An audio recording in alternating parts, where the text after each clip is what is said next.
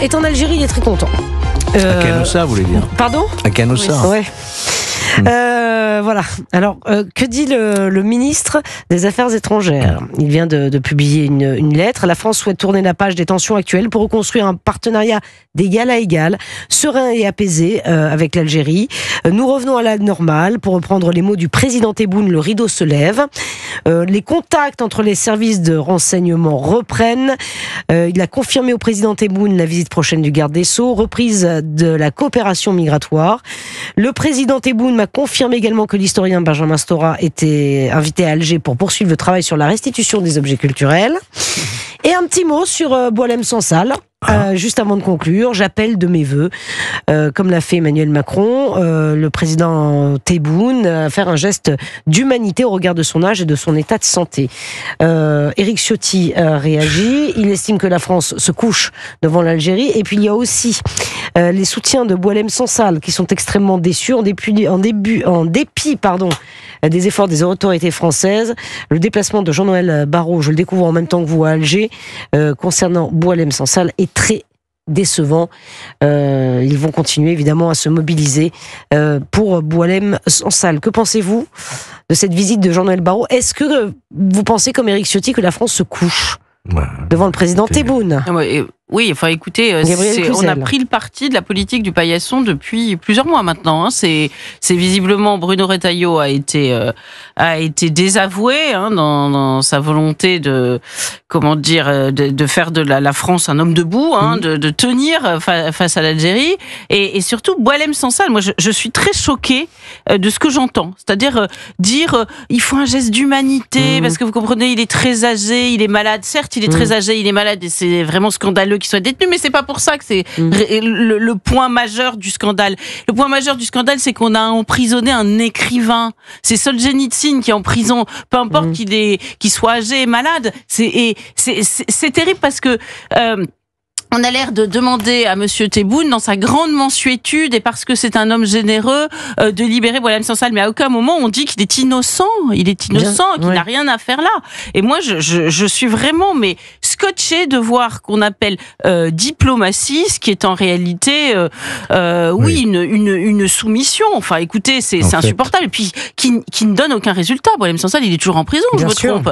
Oui. Alors, j'appelle de mes vœux la libération de Boualem Sansal, mais jusqu'à quand?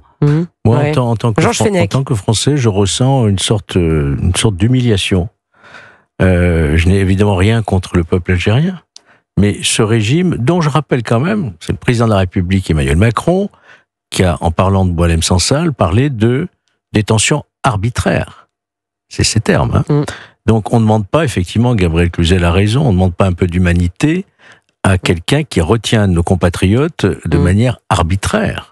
On lui demande de réparer immédiatement cette injustice. Mais il n'y a plus d'égal à égal, là. Exiger la libération de Boualem Sansal, là, on sera d'égal à égal. Absolument. Donc, moi, je trouve que ce déplacement, il aurait pu avoir lieu, effectivement, après la libération de Boualem Sansal pour tenter de rétablir des liens diplomatiques normaux. Je rappelle quand même que notre diplomatie, notre ministre des Affaires étrangères... Est-ce que notre diplomatie a sacrifié ce soir Boualem Sansal? Georges Fenech, je vous pose la question. Je pense que notre démocratie, aujourd'hui, notre représentation, en tout cas, a sacrifié une certaine idée que je me fais, moi, de la France, c'est-à-dire l'honneur d'un pays qui va, là, carrément avec sa robe de bure, demander un peu d'humanité vis-à-vis d'un de nos compatriotes.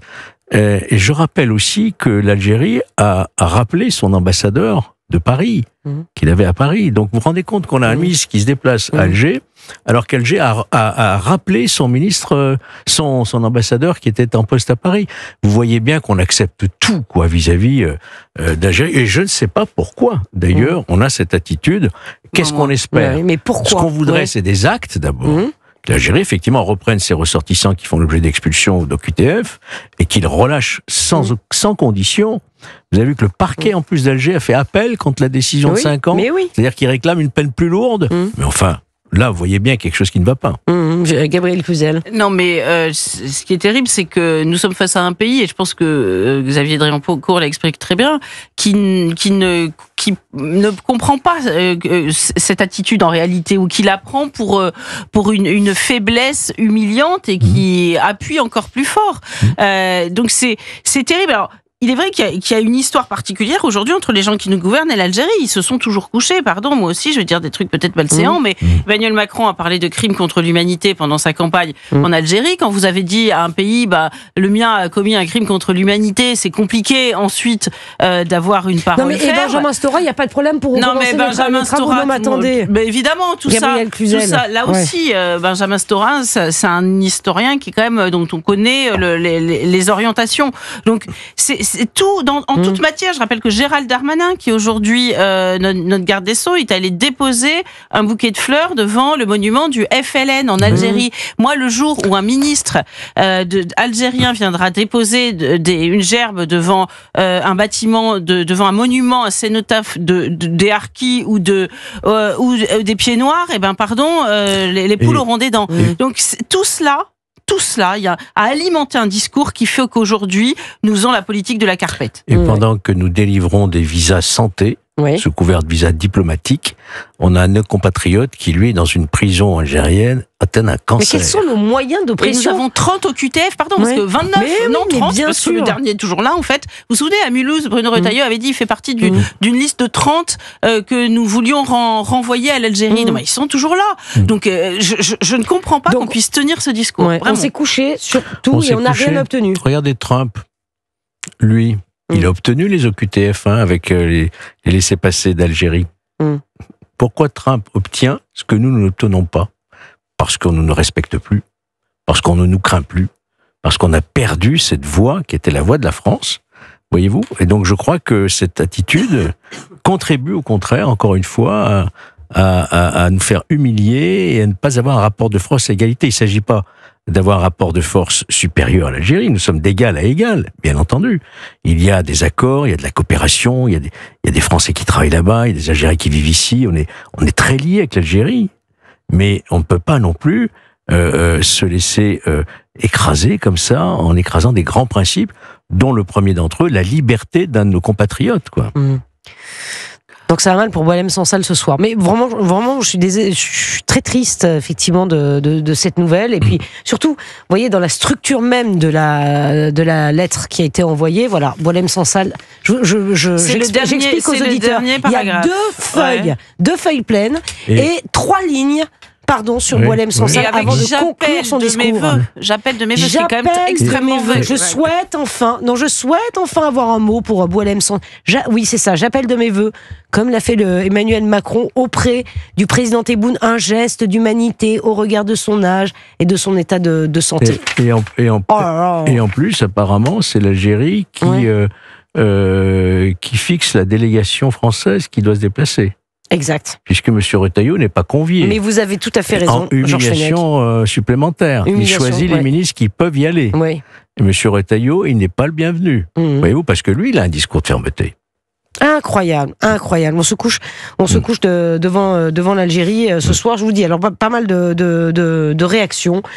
C'est-à-dire que le conflit est terminé. Est-ce que vous pensez qu'on va pouvoir envoyer nos OQTF ? Écoutez, moi, je vois pas comment, en réalité, les relations vont pouvoir se pacifier. Dans ce contexte, franchement, je vois pas. Il y a eu on est arrivé à un tel degré d'humiliation de la part de l'Algérie que je vois pas quelle issue va avoir. Vous vous rendez compte que c'est le garde des Sceaux qui se déplace Le garde des Sceaux. Incroyable, qui va se déplacer en Algérie. Non, mais pour avoir le président Tebboune, c'est incroyable. Ça. Non, enfin, je rappelle peut-être lui demander la grâce. Oui, non, mais c'est ça. Mais je rappelle que Monsieur Barrot est allé quand même rompre le jeûne à la mosquée de Paris, dont on connaît les liens extrêmement serrés, voire l'inféodation à l'Algérie. Donc, si vous voulez, tout cela est proprement stupéfiant. Alors, j'imagine que Monsieur Darmanin, donc, qui va y aller, il espère revenir, je pense, avec. Il est allé déjà précédemment. Avec Boualem Sansal. Il n'avait pas obtenu de résultat, vous vous souvenez. Mais si vous voulez, je vous dis, je trouve que le discours sur Boualem Sansal est très offensant pour lui. Très offensant pour lui. Moi, j'ai beaucoup d'estime pour Boualem Sansal. Il faut lire son dernier livre. Il parle de notre langue comme on parle de Notre-Dame. Vous voyez, il fait la comparaison. Vraiment, il a cet amour de la langue française. Je me dis, dans notre pays, vous savez, on n'est pas remercié quand on aime la France. Quand on est un Algérien qui aime la France, on n'est pas remercié. Regardez ce qui s'est passé avec les harkis. Regardez ce qui se passe avec Boualem Sansal. En revanche, quand on crache sur la France, ça se passe bien. Ça se passe mieux. Alors, il y a quelque chose qui ne va pas au royaume de France, pour j'ai remarqué que Gabriel Attal, dans son discours, a demandé la libération de Boualem Sansal. D'accord. J'ai remarqué ça quand même. Ouais. Au moment où le président de la République va se déplacer là-bas. Donc, ce qui prouve bien qu'il y a aussi un malaise dans, je dirais, la Macronie, quoi. Ouais, une espèce de malaise autour du cas Boualem Sansal. Donc voilà, bon, pour le résumé de la visite ministérielle en Algérie, déclaration à la presse, voilà, de Jean-Noël Barrot. C'était une déclaration à la presse de Jean-Noël Barrot. On suivra ça, évidemment, mais bon, voilà. On nous dit que les tensions sont apaisées, la page est tournée. Voilà ce qu'on nous dit ce soir. Oui, c'est de la prophétie autoréalisatrice, sans doute, d'un vœu pieux, mais... Ouais. On s'est couché. C'est un message terrifiant. Moi, je trouve que c'est un message terrifiant pour tous ceux qui sont en but à un régime dictatorial dans leur pays et qui, en France, tiennent un certain nombre de propos parce que ça montre que la France les lâchera. Il ne vaut mieux pas compter sur la France pour les défendre. Et ça, je rappelle que Boualem Sansal est quand même français depuis plusieurs mois. Merci beaucoup, en tout cas. Merci infiniment, Gabriel Cluzel, Georges Fenech, d'avoir été dans ce studio ce soir, 20h58.